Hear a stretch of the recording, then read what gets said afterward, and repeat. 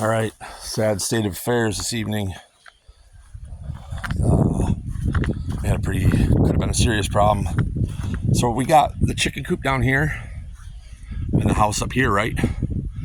And we had this, one of the last videos I uploaded was these two chicks I got, whatever. So what we had is this cord temporarily running down here into there. And we had a heat lamp down there. Well, we're sitting in the house because it's like about 8 o'clock at night. And we ate some food and we're just kind of wrapping it up for the day.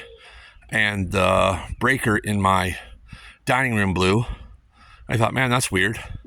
So went down the basement, kicked it on, boom, it blew instantly. So I came out here, see what was going on. And I came out here and smoke was rolling out of this vent.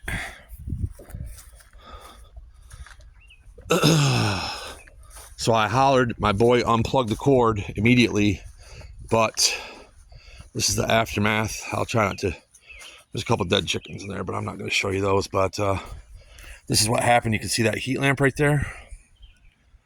Caught this container on fire.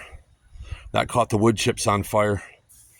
And the water's still running, so he was down here doing that, but you can see all the melted plastic and wire. This really freaking sucks. Good thing is, I mean, the best of this is no one was hurt. I mean, the chickens were hurt, they were killed. No people were hurt. We didn't end up losing the building.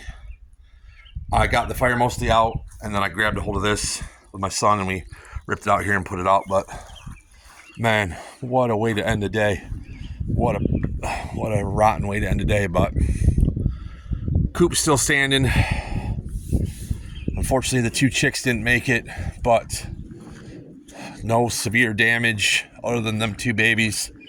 But no people were hurt, and I'm glad this cord or whatever, I'm glad the fire was out here, not in my house.